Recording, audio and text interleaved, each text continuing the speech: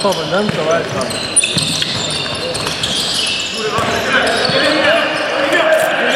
Линия колбас!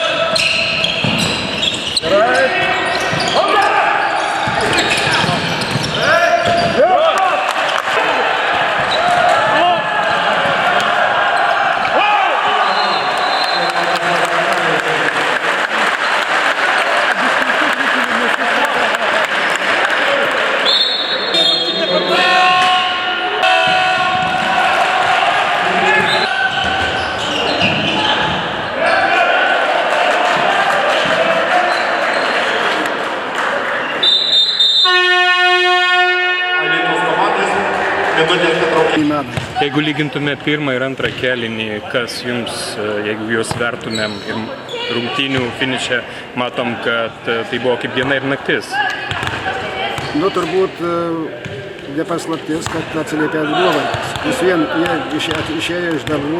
Čia aišku, negalėjo įvėryti, bet daugumą pas juos yra studentų, yra pusiau profesionalių, pas mus dirba nuo skambučio iki skambučio, kaip jis sakė, ir nuovargis darė savo. Kadangi ir pas juos suolelis šiek tiek ilgesnis, pas mus jaunimo pabaigoje rungtynių negali pasitikėti.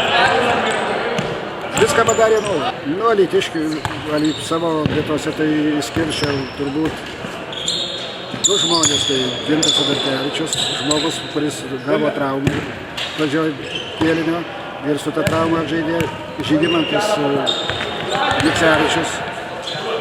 Atidavė viską, nu, kovojo visi, o iš jų tai išskirčiau vartininką. Kadangi vartininkas Pažemiauskas tikrai geras rungtynės labai daug padėjo komandai. Nu, skaitau, treneriai startas kaip ir, sakyčiau, pasisekė visiems.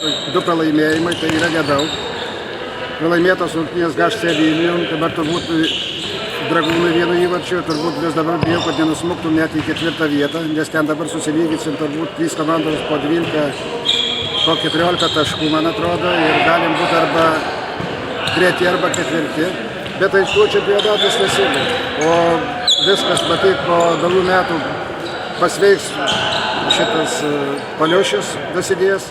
Tikimės Čepolio iš Varėnos pagalbos, taip kad viską spręsim pavasarį. Nu ką, ačiū, aš noriu padėkoti pirmiausia sirgaliam, kurie labai gausiai renkasi palyginti su visa Lietuva rankiniu, kaip Alytui turbūt keturgubai tiek daugiau, kiek kitose. Ir aš norėčiau palinkėti jiem geros sveikatos, ištvermės, gerai palaikyti ir ateity mūsų komandą, kuris tikrai mums palaikymas labai padeda, ir gerų naujų metų.